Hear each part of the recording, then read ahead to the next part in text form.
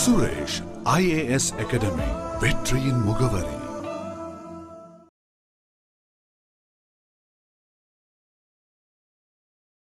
வணக்கம் தோழர்களே.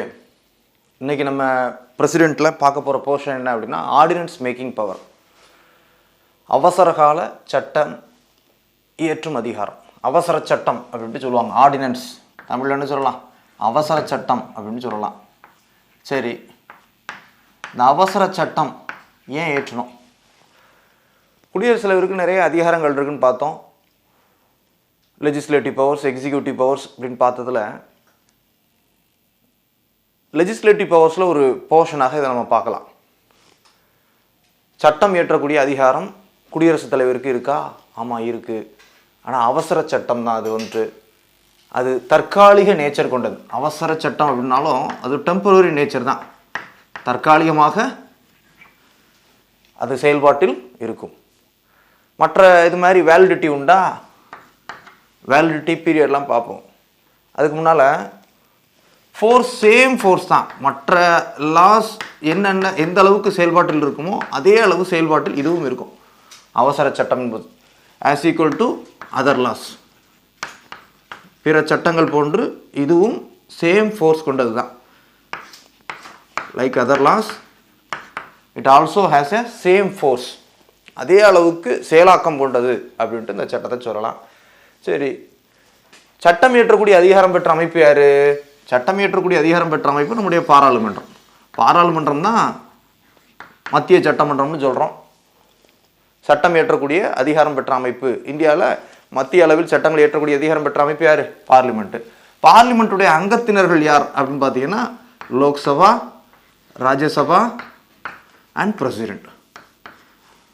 3 parts of parliament அப்படின்னு சொல்லலாம். 3 பகுதிகள் அப்படின்ட்டு சொல்கிறோம். பாராளுமன்றத்தின் 3 பகுதிகள் யார்? Lok Sabha, Rajya Sabha and parliament. சரி, அப்போ இவங்க 3 பேரும் சேர்ந்து தான் சட்டத்தை ஏற்றணும். அப்போ இவங்களுடைய ரோல் என்ன? லோக்சபாவும் ராஜ்யசபாவும் ஒரு சட்டம்னா அந்த சட்டத்துக்கு முந்தைய ஸ்டேஜ் என்னது? பில்லாக இருக்கும். அந்த பில்லை என்ன பண்ணுறாங்க? இண்டிவிஜுவலாக தேர்ச்சி பண்ணுறாங்க, பாஸ் பண்ணுறாங்க. இன்கேஸ் சில சூழல்களில் ஜாயின்ட் சிட்டிங் போட்டு பாஸ் பண்ணுறாங்க. இவங்க அப்ரூவ் பண்ணணும் மெஜாரிட்டியில். இன்கேஸ் ஆஃப் ஆர்டினரி பில் அப்படின்னா சிம்பிள் மெஜாரிட்டியில் அப்ரூவ் பண்ணணும். வேறு ஏதாவது கான்ஸ்டியூஷனல் பில்னா 2/3 மெஜாரிட்டியில் அப்ரூவ் பண்ணணும். அப்போ இவங்க பாஸ் பண்ணுறாங்க அல்லது இவங்க ஃபஸ்ட்டு பாஸ் பண்ணுறாங்க? ஃபஸ்ட்டு சபா பாஸ் பண்ணுது, பாஸ் பண்ணிட்டு செகண்ட் சபாவுக்கு போகுது. செகண்ட் சபா என்ன பண்ணுறாங்க? அடுத்ததாக பிரசிடெண்ட்டுக்கு அனுப்புகிறாங்க. 2 பேரும் பாஸ் பண்ணதுக்கப்புறம் எங்கே அனுப்புகிறாங்க? இன்கேஸ் ஃபஸ்ட்டு இவங்க அப்படின்னா இவங்க பாஸ் பண்ணிட்டு இங்கே போகுது, இவங்க பாஸ் பண்ணுறாங்க, பாஸ் பண்ணிட்டு எங்கே போகுது? பிரசிடெண்ட்டுக்கு போகுது. கடைசியாக பிரசிடெண்ட்டு அதை அசன்ட் பண்ணுறாரு, ஒப்புதல் கொடுக்குறாரு. ஒப்புதல் கொடுத்து அது என்னவா மாறுது? ஆக்டாக மாறுது. சரியா? அப்போ சட்டம் இயற்றக்கூடிய ப்ரொசீஜர் என்பது இதுதான். இதை பல்வேறு நிலைகளில் பார்க்கலாம். அது நம்ம பில்ஸ் பார்லிமெண்ட் செஷன் பார்க்குறப்போ இதை இன்னும் கொஞ்சம் இன்டீரியராக பார்க்கலாம். எப்படி பில் ஒவ்வொரு அவையிலும் அதற்கான ப்ரொசீஜர் என்ன அப்படின்றத பார்க்கலாம். ஆனால் இங்கே நம்ம பார்க்க வேண்டியது என்னென்னா, அப்போ இவங்க 2 பேரும் தேர்ச்சி பண்ணி பிரசிடெண்ட்டுக்கு அனுப்பிட்டாங்க. பிரசிடெண்ட் என்ன பண்ணுறாரு? ஒப்புதல் கொடுக்குறாரு. ஒப்புதல் கொடுத்தா தான் ஒரு பில்லு ஆக்டாக மாறும், சட்டமாக மாறும். சரி, அப்போ 3 பேரும் சேர்ந்து தான் ஒரு சட்டத்தை ஏற்ற முடியும். 3 பேரும் சேர்ந்தது தான் பார்லிமெண்ட்டே. ஹவு மெனி சபாஸ் அப்படின்னா 2 தான், லோக்சபாவும் ராஜ்யசபாவும். ஆனால் ஹவு மெனி பார்ட்ஸ் அப்படின்னு கேட்டோம்னா யாரெல்லாம்? பிரசிடெண்ட்டையும் சேர்த்து தான் சொல்லணும். அப்போ பாராளுமன்றம் 3 பிரிவுகளை 3 பார்ட்ஸ் கொண்டது அப்படின்னு சொல்கிறோம். 3 பேரும் சேர்ந்து தான் சட்டத்தை ஏற்றுறாங்க. சரி, 3 பேரும் சேர்ந்து சட்டத்தை ஏற்றக்கூடிய சூழலில் எதற்காக மற்ற சட்டங்கள் 3 பேரும் சேர்ந்து ஏற்றுறாங்க? இது அவசர சட்டம்னு ஒரு சட்டம் மட்டும் எப்படி பிரசிடெண்ட் ஏற்றுறாரு அப்படின்னு பார்த்தீங்கன்னா, அவசர சட்டம் சில நேரங்களில் லோக்சபாவும் ராஜ்யசபாவும் ரீசஸ் பீரியட்னு சொல்லுவோம். எப்போ அந்த சட்டத்தை ஏற்ற வேண்டிய சூழல்? ரீசஸ் பீரியடில் யார் சட்டத்தை ஏற்றலாம்? பிரசிடெண்ட்டு ஏற்றலாம். இட் மீன்ஸ் லோக்சபா இல்லை. பொதுவாக ஆண்டுக்கு பார்த்தீங்கன்னா 3 செஷன்ஸ் கூடுவாங்க. 3 செஷன்ஸு. பட்ஜெட் செஷன்னு சொல்லுவோம், அடுத்ததாக மான்சூன் செஷன் அப்படின்னு சொல்லுவோம், வின்டர் செஷன் அப்படின்னு சொல்லுவோம். இன்கேஸ் ஒவ்வொரு செஷனுக்கும் இடையில் கால இடைவெளி இருக்கும். இந்த செஷன் கால இடைவெளி பீரியட் இருக்குது, ரீசஸ் பீரியட். அதுக்கப்புறம் திரும்பவும் பட்ஜெட் செஷன் வரும் அடுத்த ஆண்டு. இப்போ இந்த இடைப்பட்ட பீரியட் என்னது? Rhesus period. இந்த ரீசஸ் பீரியடில் பார்லிமெண்ட் இல்லை. 2 அவைகள் உறுப்பினர்களும் எங்கே போயிருப்பாங்க? தங்களுடைய சொந்த ஊர்களுக்கு போயிருப்பாங்க. பாராளுமன்ற கூட்டத்தொடர் ஏற்கனவே உள்ள கூட்டத்தொடரை முடிச்சுட்டு பட்ஜெட் செஷன் முடிச்சுட்டு மான்சூன் செஷனுக்கு இடைப்பட்ட பீரியடில் தங்களுடைய சொந்த செயல்பாடுகள் இருப்பாங்க, தங்களுடைய தொகுதி மேம்பாட்டு பணிகளில் இருப்பாங்க. அப்போ இந்த ரீசஸ் பீரியடில் பார்லிமெண்ட் இல்லாத சூழல்களில் திடீர்னு ஏதாவது ஒரு சூழல் தேவைப்படுது, ஒரு அர்ஜென்ட் ரெக்குயர்மெண்ட், ஒரு அவசர தேவை, அர்ஜென்ட் ரெக்குயர்மெண்ட், ஒரு அவசர தேவை அப்படின்னா இந்த 3 குரூப்பில் யார் மட்டும்தான் அவைலபிள்? பிரசிடென்ட் மட்டும்தான் அவைலபிள். லோக்சபாவும் இல்லை, ராஜ்யசபாவும் இல்லை. யார் மட்டும்தான் அவைலபிலிட்டி? பிரசிடென்ட் மட்டும்தான் இருக்கார் டெல்லியில். ஆனால் அவசரமாக ஒரு சட்டத்தை போடணும், ஏதோ ஒரு நெருக்கடியான சூழல், இந்த சட்டம் அவசரமாக தேவைப்படுது. பாதுகாப்பு சம்மந்தப்பட்டதாக இருக்கலாம், அல்லது நிதி சம்மந்தப்பட்டதாக இருக்கலாம், அல்லது அட்மினிஸ்ட்ரேட்டிவ் ரிலேட்டடாக இருக்கலாம். ஒரு அவசரமாக என்ன பண்ணி ஆக வேண்டியிருக்கு? ஒரு சட்டத்தை போட்டாக வேண்டியிருக்கு. ஆனால் அவைலபிலிட்டி யாரெல்லாம்? லோக்சபா மெம்பர்ஸும் இல்லை, ராஜ்யசபாவும் இல்லை, பிரசிடென்ட் மட்டும்தான் இருக்கார். அப்போ பிரசிடென்ட்டுக்கு கவுன்சில் ஆஃப் மினிஸ்டர்ஸ் வந்து ரெக்கமெண்ட் பண்ணி நோட் புட்டப் பண்ணுறாங்க ஒரு அவசர சட்டத்துக்காக.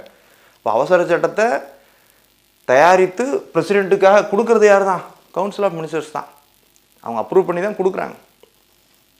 அதை பிரசிடென்ட்டு ப்ரொமல்கேட் பண்ணுறாரு. ப்ரொமல்கேஷன் அப்படின்னு சொல்லுவாங்க, பிறப்பித்தல் சொல்கிறோம் இல்லையா? அவசர சட்டம் பிறப்பிப்பது யாரால்? பிரசிடென்ட்டால். பாருங்க, இப்போ இவங்க 2 பேர் இல்லை, பிரசிடென்ட்டே ஒரு சட்டத்தை போட்டுறாரு. பொதுவாக ஒரு சட்டம் அப்படின்னா அந்த 3 தரப்பினருடைய பங்களிப்பு இருக்கணும். லோக்சபா, ராஜ்யசபா, பிரசிடென்ட்டுடைய பங்களிப்பு இருக்கணும். இப்போ ரீசஸ் பீரியட்னால லோக்சபாவும் இல்லை, ராஜ்யசபாவும் இல்லை, ஆனால் பிரசிடென்ட் மட்டும் இருக்காரு. அப்போ பிரசிடென்ட் பிறப்பிச்சிடுறாரு. அப்போ அதுக்கப்புறம் என்ன பண்ணணும்? இவங்க 2 பேருடைய ஒப்புதல் வாங்கணும். பொதுவாக சட்ட நிலை என்னது? இங்கேருந்து போகுது, இவங்க 2 பேரும் தேர்ச்சி பண்ணி இங்கே போகுது. ஆனால் அவசர சட்டத்தை பொறுத்தவரை பிரசிடென்ட் பிறப்பிச்சுட்டு அதுக்கப்புறம் இவங்க 2 பேர்கிட்ட கன்கரன்ஸ் வாங்கிக்கிறாங்க. புரியுதா? அதனால தான் இதை அவசர சட்டம்னு சொல்கிறோம். கீழ் 2 நிலைகளிலும் ஒப்புதல் வாங்காமலேயே பிரசிடென்ட் ஒப்புதல் கொடுத்துட்றாரு. ஒப்புதல் இல்லை, அவர் தான் பிறப்பிக்கவே செய்கிறார், ப்ரொமல்கேட் பண்ணுறாரு. அவர் ப்ரொமல்கேட் பண்ணால் பின்னால் இவங்க அப்ரூவல் பண்ணுறாங்க. அவங்க அப்ரூவல் பண்ணிட்டாங்கன்னா அது ஆர்டினரி ஆக்டாக மாறிடும். ஆர்டினன்ஸ் பிகேம் ஏ ஆர்டினரி லா, ஒரு சாதாரண சட்டம் போன்று அதுவும் செயல்பாட்டுக்கு மாறிடும். சரியா? சரி, இப்போ புரியுதா?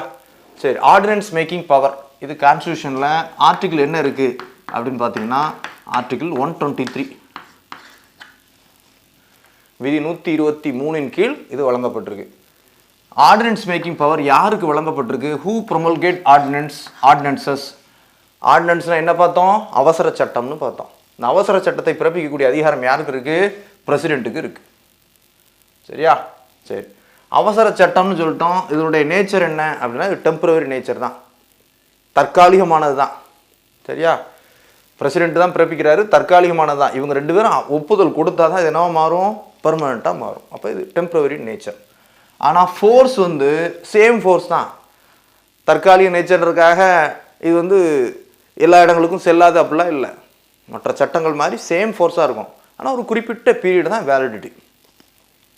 சரி, மற்ற சட்டங்கள் other laws it also has a same force.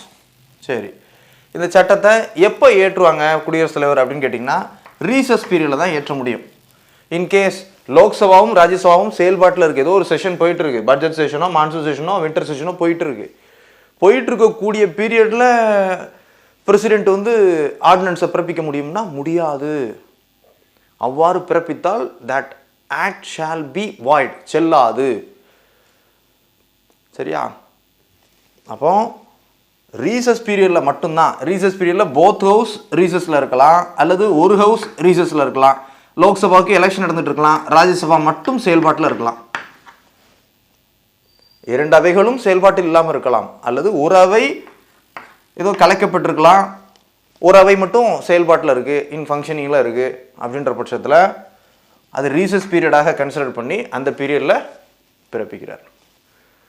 2 அவைகளும் செயல்பாட்டில் இருக்கும்போது ஆர்டினன்ஸ் பிறப்பிக்க முடியாது. அவ்வாறு பிறப்பித்தால் அது நிச்சயமாக மெலஃபைட் இன்டென்ஷனாக இருக்கலாம். ஸோ அது வாய்ட், செல்லாது அப்படின்ட்டு கொடுக்கப்பட்டிருக்கு. சரி, என்ன காரணத்துக்காக பிறப்பிக்கிறோம் அவசர சட்டம்? ஏதோ ஒரு அர்ஜென்ட் ரெக்குயர்மெண்ட்டாக இருக்கணும், அவசர தேவை காரணமாக மட்டுமே இருக்க வேண்டும். அவசர காரணத்துக்காகத்தான் ஆர்டினன்ஸை பிறப்பிக்கணும், தேவையில்லாமல் பிறப்பிக்கக்கூடாது. சரியா? சரி, தேவையில்லாமல் பிறப்பிக்கக்கூடாதுன்னா இது என்ன பண்ணுவாங்க? மெலஃபைட் இன்டென்ஷன் என்னன்னு கேட்டிங்கன்னா, இன்கேஸ் சில அரசாங்கங்களுக்கு லோக்சபாவில் பெரும்பான்மை இருக்கலாம், ஆனால் ராஜ்யசபாவில் இல்லாமல் இருக்கும். அப்போ என்ன பண்ணுவாங்க? அவைகள் செஷன் இருக்கிறப்ப, பட்ஜெட் செஷன் நடந்துட்டு இருக்கும், அப்படியே விட்டுருவாங்க. அப்புறம் இந்த ரீசஸ் பீரியடில் ஆர்டினன்ஸை மேக் பண்ணுவாங்க. ஆதரவு இல்லாமலே சட்டத்தை உருவாக்கி அதை நடைமுறைப்படுத்துறது. அது வேலிடிட்டி முடியும், அதுக்குள்ளே அடுத்த செஷன் வந்துடும். அது முடியும், செஷன் முடிஞ்ச அடுத்த நாள் சட்டத்தை போடுவாங்க. பிரசிடென்ட்டை ரெக்கமெண்ட் பண்ணி சட்டத்தை போடுறது பர்பஸ்ஃபுல்லாக பண்ணுவாங்க. சில செயலாக்கங்களை பண்ணணும் அப்படின்னு நினச்சா இப்படி பண்ணுறது உண்டு. சரியா? தனக்கு ஆதரவு இல்லை, ஒரு அவையில் ஆதரவு இல்லை, குறிப்பாக லோக்சபாவில் இருந்தால் தான் கவர்மெண்ட் இருக்கும். இப்போ ராஜ்யசபாவில் ஆதரவு இல்லாமல் இருக்கலாம். ராஜ்யசபா அந்த சட்டத்தை ரிஜெக்ட் பண்ணிடக்கூடாது. அப்போ தற்காலிகமாக அந்த சட்டத்தை போட்டு அதை இம்ப்ளிமெண்ட் பண்ணிடுறது. அப்போ இம்ப்ளிமெண்டேஷன் உண்டு, சேம் ஃபோர்ஸாக இம்ப்ளிமெண்டேஷன் உண்டு. சரி, அவசர தேவைகளுக்கு மட்டுமே இந்த சட்டம் குடியரசுத் தலைவரால் பிறப்பிக்கப்படுகிறது. இதை யார் புட்டப் பண்ணுறாங்க? குடியரசுத் தலைவர்கிட்ட கவுன்சில் ஆஃப் மினிஸ்டர்ஸ் பரிந்துரையின் பேரில் இந்த சட்டம் நடைமுறைக்கு வருகிறது. அப்போ ரீசஸ் பீரியடில் 2 அவைகளும் இல்லாத போது, அல்லது 2இல் 1 அவை இல்லாத போது, அந்த இடைப்பட்ட ரீசஸ் பீரியடில் மட்டும்தான், இடைவெளி காலகட்டத்தில் மட்டுமே குடியரசுத் தலைவர் அவசர சட்டங்களை பிறப்பிக்கிறார். 2 அவைகளும் இருக்கும் பட்சத்தில் அவர் அவசர சட்டங்களை பிறப்பிக்க கூடாது. பிறப்பித்தால் அது செல்லாது. சரியா? Right, okay. இந்த அவசர சட்டம் பிறப்பிச்சாச்சு. பிறப்பித்த பின் இது எவ்வளவு காலம் செல்லும்? மற்ற லாஸ் மாதிரி சேம் ஃபோர்ஸ் தான் இருக்கும். ஆனால் இதற்கான வேலிடிட்டி பார்த்துங்க. வேலிடிட்டி என்ன அப்படின்னு கேட்டிங்கன்னா, பொதுவாக ஆர்டினன்ஸுடைய வேலிடிட்டி 6 வீக்ஸ். ஒரு பார்லிமெண்ட் செஷன் ஸ்டார்ட் ஆகுது அப்படின்னா அதிலிருந்து 6 வீக்ஸ் மட்டும்தான் செல்லும். ஆர்டினன்ஸ் எவ்வளோ காலம் சொல்லும் வேலிடிட்டி?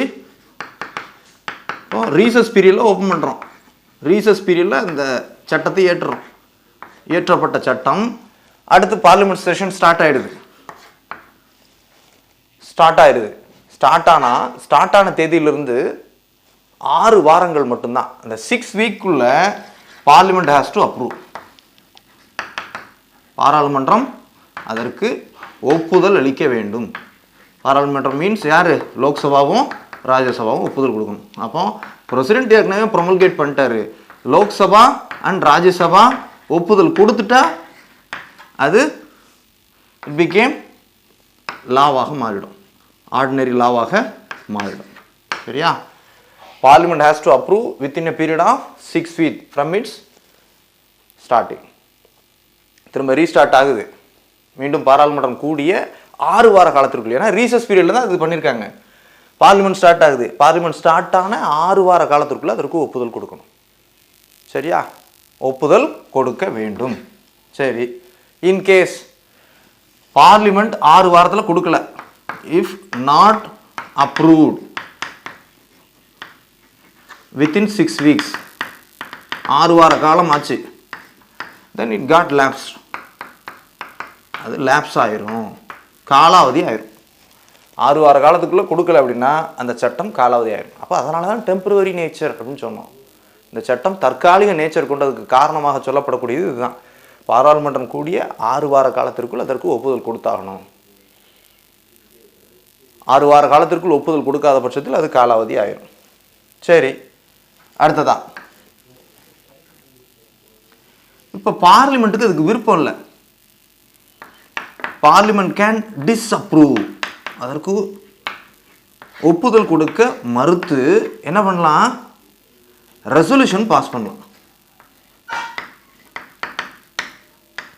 இஃப் நாட் அக்செப்டட்,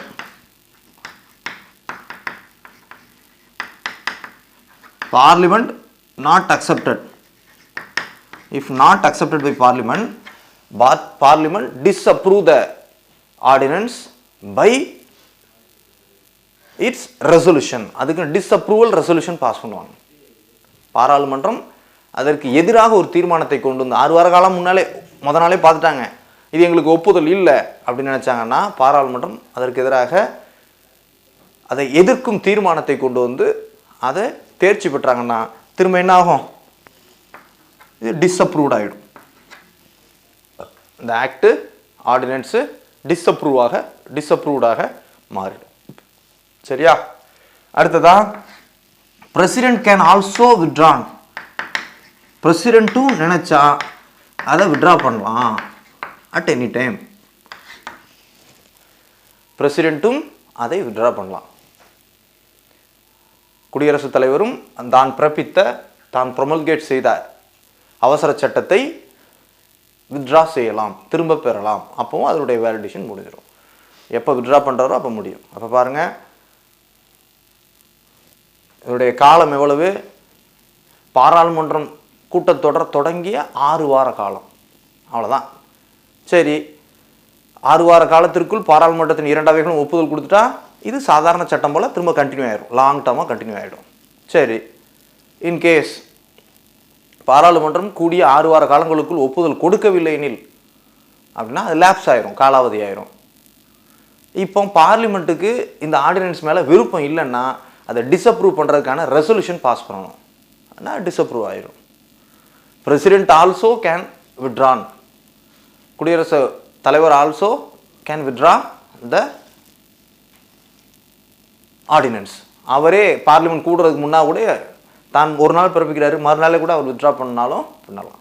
அப்போ அதோடைய நேச்சர் வந்து டெம்பரவரி தான், அதனால தான் அதை டெம்பரவரி அப்படின்னு சொல்கிறோம். இன்னொன்று என்னன்னு கேட்டிங்கன்னா, இன்கேஸ் பாராளுமன்றம் கூடிய அப்படின்னு சொன்னோம், பார்லிமெண்ட் ஸ்டார்ட் பண்ண 6 வார காலம் அப்படின்னு சொன்னோம்.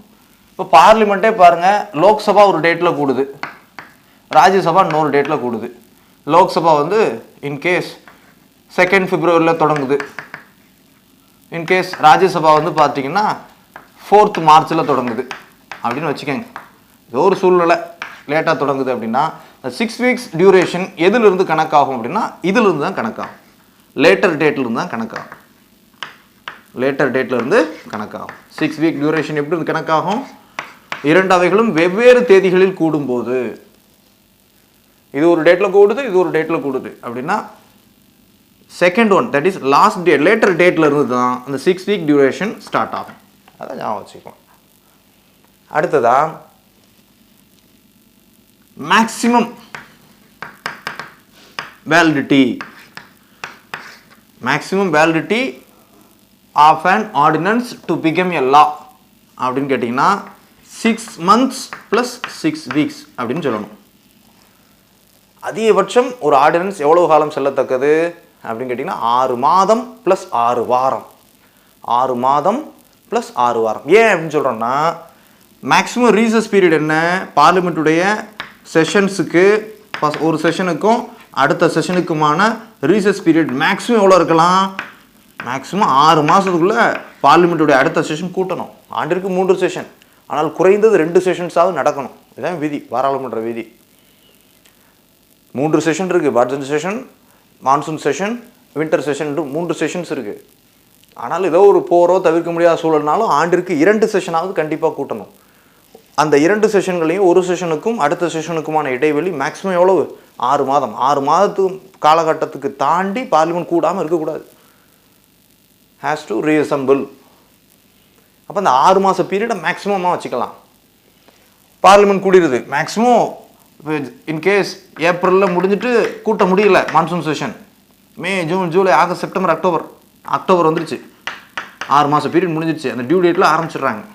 அப்போ 6 months பீரியட் ப்ளஸ் பாராளுமன்றம் கூடிய 6 week பீரியட். அப்போ 6 மாதம் + 6 வாரம், இதுதான் மேக்ஸிமம். இதுக்குள்ளே அதுக்கு ஒப்புதல் கொடுத்தாகணும். ஒப்புதல் கொடுத்தா சட்டமாக மாறிடும். ஒப்புதல் கொடுக்கலன்னா காலாவதி ஆயிரும். பிடிக்கலைன்னா டிஸ்அப்ரூவ் பண்ணலாம் பார்லிமெண்ட்டு. குடியரசுத் தலைவரே விட்ரா பண்ணால் பண்ணலாம். இன்கேஸ் அப்ரூவ் கொடுத்துட்டாங்கன்னா ஆர்டினரி லாவாக மாறி போயிட்டே இருக்கும். மற்ற சட்டங்கள் போன்று இதுவும் சாதாரண சட்டங்கள் போன்று நிலையானதாக நிலைத்திருக்கும். இல்லை அப்படின்னா காலாவதி ஆயிரும். அப்ரூவ் பண்ணலை அப்படின்னா காலாவதி ஆயிரும். அதனால தான் இதை என்ன சொல்கிறோம், ஆர்டினன்ஸ் எ டெம்பரவரி லா அப்படின்னு சொல்கிறோம், ப்ரொமல்கேட்டட் பை பிரசிடென்ட். சரியா? அப்போ இது நம்ம எக்ஸாம் பாயிண்ட் ஆஃப் வியூவில் ஞாபகம் வச்சுக்க வேண்டிய விஷயங்கள், அப்ஜெக்டிவ் நேச்சரில் ஞாபகம் வச்சுக்க வேண்டிய விஷயங்கள். இதில் வேறு என்ன பார்க்கணும் அப்படின்னு கேட்டிங்கன்னா, இதுக்கான டைரக்ஷன்ஸ், இந்த ஆர்டினன்ஸ் மேக்கிங் பவர் தொடர்பான டைரக்ஷன்ஸை சுப்ரீம் கோர்ட் சொல்லியிருக்காங்க. அதை பற்றிய விஷயங்களை பார்க்கணும். டிஸ்கிரிப்டிவ் நேச்சரில் என்ன பார்க்கணும் அப்படின்றத நம்ம இப்போ பார்க்கலாம். அதுக்கு முன்னால் இதில் என்னெல்லாம் கேள்வி கேட்பாங்க. ஆர்டினன்ஸ் மேக்கிங் பவர் யாருக்கு இந்தியன் கான்ஸ்டியூஷன் வழங்கப்பட்டிருக்கு? பிரசிடென்ட்டுக்கு வழங்கப்பட்டிருக்கு. மத்திய சட்டங்களை பொறுத்தவரை பிரசிடென்ட் தான். மாநில சட்டங்கள் கவர்னருக்கும் வழங்கப்பட்டிருக்கு. ரைட்டு. இது ஆர்டிகிள் என்னது? ஆர்டிகிள் 1, 2, 3. இது ஞாபகம் வச்சுக்கலாமா? 1, 2, 3. சரியா?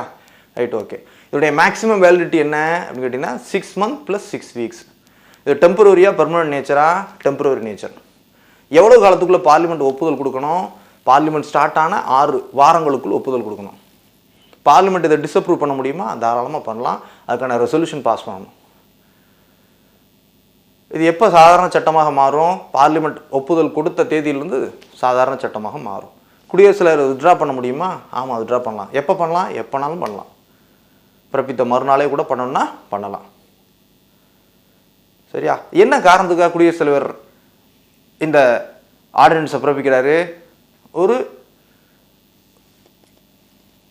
எமர்ஜென்சி நேச்சர், ஒரு அவசர தேவை, அதுக்காக பிறப்பிக்கிறார்.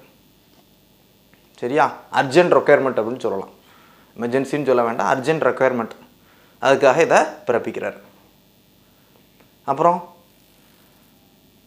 எப்போ இதை பிறப்பிப்பாங்க அப்படின்னு கேட்டிங்கன்னா, பாராளுமன்றம் ரீசஸ் பீரியடில் இருக்கிறப்போ, லோக்சபாவும் ராஜ்யசபாவும் ரீசஸ் பீரியடில் இருக்கிறப்போ தான் இதை பிறப்பிப்பாங்க. பாராளுமன்றம் இருக்கும்போதே அவசர சட்டத்தை பிறப்பிக்கலாமா? பிறப்பிக்கக்கூடாது. பிறப்பித்தால் என்ன ஆகும்? அது செல்லாது, வாய்டு, பிகேம் வாய்டு. சரியா? சரி, குடியரசுத் தலைவர் இதை ப்ரொமல்கேட் பண்ணுறாருன்னா யார் தயாரித்த சட்டம்? கவுன்சில் ஆஃப் மினிஸ்டர்ஸ் ப்ரிப்பேர் பண்ணி அவங்க அப்ரூவ் பண்ணி பிரசிடென்ட் அனுப்பி வைக்கிறாங்க. அவங்க பரிந்துரை அடிப்படையில் தான் அந்த சட்டத்தை ப்ரொமல்கேட் பண்ணுறாரு. சரியா? Right, okay. இன்கேஸ் வேலிடிட்டி முடிஞ்சு போச்சு, எத்தனை முறை பிறப்பிக்கலாம்? பார்லிமெண்ட் ரீசஸ் பீரியடில் திரும்பவும் பிறப்பிக்கலாம். ஆனால் குடியரசுத் தலைவர் சாட்டிஸ்ஃபை ஆகிருக்கணும். இது மேலஃபைடு இன்டென்ஷனாக இருக்கக்கூடாது. சரியா? பர்பஸ்ஃபுல்லாக அதை பண்ணக்கூடாது. பார்லிமெண்ட்டில் மெஜாரிட்டி இல்லை என்ற காரணத்துக்காக சில ஆளும் கட்சிகள் இதை செய்வது உண்டு, அவசர சட்டத்தை பிறப்பிப்பது உண்டு. அவ்வாறு பிறப்பித்தல் கூடாது. அதுக்காகத்தான் சொல்கிறாங்க. ஸோ குடியரசுத் தலைவர் சாட்டிஸ்ஃபை ஆகணும். ஒரு அர்ஜென்ட் ரெக்குயர்மெண்ட்டாக இருக்குது அப்படின்றத அவர் சாட்டிஸ்ஃபை ஆகணும்.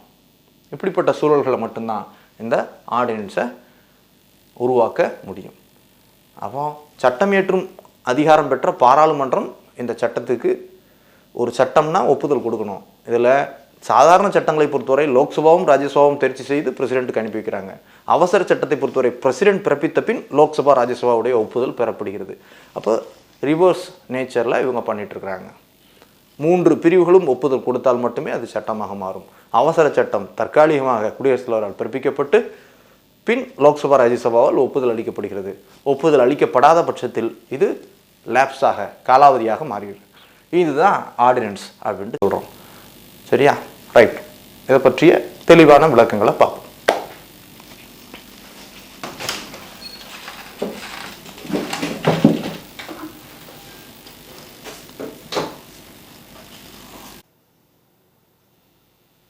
ஓகே, இந்த ஆர்டினன்ஸ் பவரை கொஞ்சம் தேர்வு நோக்கத்தில் கொஞ்சம் இன்டீரியராக பார்த்துருவோம். சரியா? ஸோ அப்போ அப்படியே ரீகலெக்ட் பண்ணிக்கோங்க. ஸோ ஆர்டினன்ஸ் மேக்கிங் பவர் யாருக்கு இருக்குது? பிரசிடென்ட்டுக்கு இருக்குது. இது ஆர்டிகிள் என்ன article? Article 1, 2, 3. Ordinance making power பிரசிடென்ட்டுக்கு தான் இந்தியன் கான்ஸ்டியூஷன் வழங்கப்பட்டிருக்கு. என்ன விதியின் கீழ் வழங்கப்பட்டிருக்கு? ஆர்டிகிள் 1, 2, 3. பாருங்க, ப்ரொமல்கேஷன் பை பிரசிடென்ட். பிறப்பிப்பவர் யார்? ஆர்டினன்ஸை பிறப்பிக்கிறவர் யார்? பிரசிடென்ட். சரியா? ஓகே. எப்போ இது பிறப்பிக்கிறாங்க? when the ordinance is being promulgated அப்படின்னு பார்த்தீங்கன்னா ரீசஸ் ஆஃப் பார்லிமெண்ட். எப்போ பிறப்பிக்க முடியும்? ரீசஸ் பீரியடில் தான். பாராளுமன்றத்தின் இரவைகளும் இல்லாத காலத்திலோ அல்லது பாராளுமன்றத்தின் ஏதேனும் ஒரு அவை இல்லாத காலத்திலோ அந்த இடைவெளி காலத்தில் பிறப்பிக்கப்படக்கூடியது தான் இது. பாராளுமன்றம் செயல்பாட்டில் இருக்கும்போது இந்த அவசியமே இல்லை. பார்லிமெண்ட்டே சட்டத்தை ஏற்றி பிரசிடென்ட் ஒப்புதல் கொடுத்துருவார். பாராளுமன்றத்தின் 2 அவைகள் இல்லாத காலத்தில் மட்டுமே இந்த ரீசஸ், ஸோ இந்த ஆர்டினன்ஸ் ப்ரொமல்கேட்டட் பை பிரசிடென்ட். சரியா? அப்போ when recess of parliament, right. Effect என்ன? இது எப்போ எஃபெக்ட் ஆகும்? Same force as other parliament acts. மற்ற சட்டங்கள் எப்படி செல்லுதோ எப்படி செயல்படுதோ அதே போன்று தான் இந்த ஆர்டினன்ஸும் எஃபெக்டாக இருக்கும், செயல்படும். அதனுடைய செயல்பாடும் same force as other parliament acts. மற்ற சட்டங்கள் போன்று இதுவும் செயல்படும். நேச்சர் என்ன? ஆனால் மற்ற சட்டங்கள் பெர்மனண்ட்டு, ஆர்டினன்சஸ் டெம்பரரி. பாருங்கள், அதர் ஆக்ட்ஸு பார்லிமெண்ட் இருக்கிறப்ப பண்ணுவோம், ஆர்டினன்ஸு ரீசஸ் பீரியடில் பார்லிமெண்ட் பண்ணுறோம். அதர் ஆக்ட்ஸு மற்ற 2 பேரும் பாஸ் பண்ணி பிரசிடென்ட்டு டெக்ளேர் பண்ணுறாரு. இங்கே பிரசிடென்ட் தான் ஃபஸ்ட்டு ப்ரொமல்கேட் பண்ணுறாரு. எஃபெக்ட்டு மற்ற சட்டங்கள் மாதிரி தான் இதுவும் எஃபெக்ட்டு. ஆனால் நேச்சர் என்ன? Other acts permanent, ordinance temporary nature. Why? ஏன் இதை பண்ணணும்? ஆக்ட் பண்ணுறப்போ இது என்ன அவசியம்? ஏன் இது ஆர்டினன்ஸ் அவசியத்தோட என்ன அப்படின்னு கேட்டிங்கன்னா, அவசர nature, unforeseen and urgent matter. ஒரு எதிர்பாராத விதமான செயல்பாடுகளுக்கு எதிராக ரியாக்ட் பண்ண வேண்டியிருக்கு, அப்போ சட்டம் ஏற்ற வேண்டியிருக்கு. அவசர தேவைக்கு சட்டம் போட வேண்டியிருக்கு, அப்போ பார்லிமெண்ட் இல்லை, அதுக்காக தான் பண்ணுறாங்க. ஏன் அப்படின்னா இதுதான் அன்ஃபோர்சீன் அண்ட் அர்ஜென்ட் மேட்டர்ஸ்க்காகத்தான் ஆர்டினன்ஸ் பிறப்பிக்கப்படுது. சரி, இதில் மொத்தம் பார்த்தீங்கன்னா ஒரு 4 லிமிட்டேஷன்ஸை எடுத்துக்கலாம். 4 லிமிட்டேஷன்ஸ் என்ன அப்படின்னு கேட்டிங்கன்னா, 1, எப்போ பிறப்பிக்கணும் அப்படின்னா Lok Sabha and Rajya Sabha not in session. லோக்சபாவும் ராஜ்யசபாவும், அதாவது பாராளுமன்றத்தின் 2 அவைகளும் செயல்பாட்டில் இல்லாத போது மட்டும்தான் அதை பிறப்பிக்கணும். அது ஃபர்ஸ்ட் லிமிட்டேஷன். அல்லது லோக்சபா அல்லது ராஜ்யசபா 2ல் 1 செயல்பாட்டில் இல்லைன்னாலும் பிறப்பிக்கலாம். இட் மீன்ஸ் பாராளுமன்றத்தின் 2 அவைகளில் ஏதேனும் உறவை இல்லாமல் இருந்தால்தான் பிறப்பிக்க முடியும், அல்லது 2 அவைகளும் இல்லாமல் இருந்தால் தான் பிறப்பிக்க முடியும். மற்ற நேரங்களில் பிறப்பிக்க முடியாது, ஆர்டினன்ஸ் பிறப்பிக்க முடியாது. சரியா? சரி. promulgation when session in progress is to be void. அவசர சட்டத்தை பிறப்பிப்பது, 2 அவைகளும் செயல்பாட்டில் இருக்கும்போது அவசர சட்டத்தை பிறப்பிப்பது செல்லாது, அந்த சட்டம் செல்லாது. சரி, 2வது கண்டிஷன் என்ன அப்படின்னு கேட்டிங்கன்னா, president to be satisfied. President இதில் அவர் இது மேலே திருப்தி கொண்டிருக்கணும். இந்த அவசர சட்டம் தேவைதான் அவர் நினைக்கணும். பார்லிமெண்ட் ரீசஸ் பீரியடில் இருக்குது 1, அன்ஃபோர்சீன் அண்ட் அர்ஜென்ட் மேட்டர், அதனால தான் இது வந்திருக்கு அப்படின்னு அவர் நினைக்கணும். நினச்சி அவர் திருப்தி ஆகணும், சாட்டிஸ்ஃபை ஆகணும். He must be satisfied, satisfy ஆகி கொடுக்கணும் அப்படின்றது 2வது கண்டிஷன். சரி, பிரசிடென்ட் சாட்டிஸ்ஃபை அப்படின்னா கவுன்சில் ஆஃப் மினிஸ்டர்ஸ் தான் ஆக்சுவலாக பார்லிமெண்ட் தான் பிரசிடென்ட்டே தேர்வு பண்ணியிருக்காங்க. அப்போ பார்லிமெண்ட்டில் கவுன்சில் ஆஃப் மினிஸ்டர்ஸ் ஆதரவோடு தான் பிரசிடென்ட்டே இருக்கிறார். It means indirectly. அப்போ அவர் இவங்க ரெக்கமெண்ட் பண்ணி வச்சு அவர் போட்டு தான் ஆவார். அப்போ சாட்டிஸ்ஃபேக்ஷனே கொஸ்டின் ஆகுது. பொதுவாக என்ன நடக்கும் அப்படின்னு கேட்டிங்கன்னா, ஒரு ஆளுங்கட்சிக்கு பாராளுமன்றத்தில் பெரும்பான்மை இல்லாத போது, லோக்சபாவில் பெரும்பான்மை இருக்கும், அதனால தான் அவங்க சர்வைவே பண்ணுறாங்க, ஆட்சியிலே இருக்கிறாங்க. அல்லது சில கருத்துக்களில் மாறுபாடுலன்னா அங்கேயும் பெரும்பான்மை இழக்கலாம், ஆட்சியை மட்டும் தக்க வச்சுட்டு இருக்கலாம். சட்ட செயல்பாடுகளில் துணை கட்சி, அந்த ஆதரவு கட்சி கூட ஆதரவு கொடுக்காமல் இருக்கலாம். அல்லது ராஜ்யசபாவில் அந்த கட்சிக்கு பெரும்பான்மை இல்லாமல் இருக்கலாம். அப்போ சட்டத்தை ஏற்றுறதுக்கே அவங்க போராட வேண்டியிருக்கு. அப்படிப்பட்ட பீரியடில் என்ன பண்ணுவாங்க? அவங்களுடைய கொள்கைகளை திணிக்கும் பொருட்டு என்ன பண்ணுவாங்க அப்படின்னு கேட்டிங்கன்னா, அவசர சட்டமாக ஏற்றிடுவாங்க. கவுன்சில் ஆஃப் மினிஸ்டர்ஸ் சேர்ந்து பார்லிமெண்ட் கரெக்டாக செஷன் முடிகிற நேரத்தில் என்ன பண்ணுவாங்க? முடிஞ்ச உடனே அடுத்த நாள் பிரசிடெண்ட்டை கொண்டு போய் புட்டப் பண்ணுவாங்க, ஆர்டினன்ஸாக பிறப்பிங்க அப்படின்ட்டு பண்ணுவாங்க. பிறப்பிச்சா அடுத்த பார்லிமெண்ட் செஷன் வரைக்கும் இந்த ஆக்ட் நடைமுறையில் இருக்கும், அந்த ஆர்டினன்ஸ் நடைமுறையில் இருக்கும். பார்லிமெண்ட் 6 வாரம் கூடும், இவங்க அப்ரூவல் வாங்க முடியாது, லேப்ஸ் ஆகும். அப்புறம் பார்லிமெண்ட் செஷன் முடியும், திரும்ப என்ன பண்ணுவாங்க? திரும்ப ஆர்டினன்ஸை போட்டு பிரசிடெண்ட்டை புட்டப் பண்ணுவாங்க, அவர் டெக்ளேர் பண்ணுவார். அடுத்த பார்லிமெண்ட் செஷன் அதனுடைய 6 வார காலம் வரைக்கும் அது எக்ஸ்டெண்ட் ஆகிட்டே இருக்கும். ஆக லேப்ஸாக இந்த இடைப்பட்ட காலகட்டத்தில் ரீசஸ் பீரியடில் ஆர்டினன்ஸை போட்டு அது திரும்ப தொடர்ச்சியாக எஃபெக்ட் கொடுத்துக்கிட்டே இருப்பாங்க. இதன் மூலமாக தங்களுடைய காரியத்தை சாதிச்சுப்பாங்க. அப்போ இது மேலஃபைடு இன்டென்ஷன் அப்படின்ட்டு சொல்லுவோம். மேலஃபைடு இன்டென்ஷனுக்கு குடியரசுத் தலைவரும் உடந்தையாயிடக்கூடாது இல்லையா? அவர் சாட்டிஸ்ஃபை ஆகிறதுன்றது அவருக்கு தெரியும், இது மேலஃபைடு இன்டென்ஷன். ஆனாலும் அவர் என்ன பண்ணுவார்? கையெழுத்து போட்டுருவார். அப்போ பிரசிடென்ட்டுடைய சாட்டிஸ்ஃபேக்ஷன் என்பது இங்கே கொஸ்டினபிளா அப்படின்ற சர்ச்சை எழுது. அப்போ இதுதான் ஒரு கேஸ், கூப்பர் கேஸ் அப்படின்ட்டு 1970 உச்சநீதிமன்றம் என்ன சொல்லுது அப்படின்னு கேட்டிங்கன்னா, அது பொதுவான வழக்கு தான், இதுக்குன்னு போடப்பட்ட வழக்கு இல்லை, ஆர்டினன்ஸ் தொடர்பான வழக்கு இல்லை. ஆனால் என்ன சொல்கிறாங்க?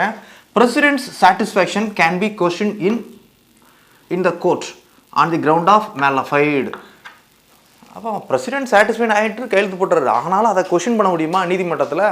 Weather it can be questioned in any court, அதாவது பொருள் என்னன்னா, இது ஜுடிஷியல் ரிவ்யூக்கு உட்பட்டதா இல்லையா. பிரசிடென்ட்டு ஒரு ஆர்டினன்ஸுக்கு ப்ரொமல்கேட் பண்ணுறாரு, அது ஜுடிஷியல் ரிவ்யூக்கு உட்படுத்தலாமா இல்லையா, இதுதான் meaning. Whether it can be questioned in any court அப்படின்னா எஸ். கூப்பர் கேஸு இது என்ன சொல்லிட்டாங்க அப்படின்னா, it can be questioned in any court of law, that is it is under judicial review, இதுதான் மீனிங். ஜுடிஷியல் ரிவ்யூக்கு உட்பட்டது. அவர் வந்து அவசர சட்டத்தை பிறப்பிச்சிடுறாரு, ஆனால் மேலஃபைடு இன்டென்ஷன் அப்படின்ட்டு நீதிமன்றம் தெரியுது. அப்போ அந்த சட்டத்தை என்ன பண்ண முடியும், ரத்து செய்வதற்கு, இட்ஸ் அகெயின்ஸ்ட் கான்ஸ்டியூஷன் அப்படின்னு சொல்லிட்டு ரத்து செய்வதற்கு யாருக்கு அதிகாரம் இருக்குது, உச்ச நீதிமன்றத்துக்கு அதிகாரம் இருக்குது அப்படின்னு சொல்லிட்டு கூப்பர் கேஸில் உச்ச நீதிமன்றம் சொல்லுது. சரியா. அப்போ கூப்பர் கேஸில் என்ன சொல்கிறாங்க, பிரசிடென்ட்டுடைய சாட்டிஸ்ஃபேக்ஷன், அவர் திருப்தி அடைகிறாரா இல்லையா அப்படின்றத நீதிமன்றம் கேள்வி எழுப்ப முடியுமா.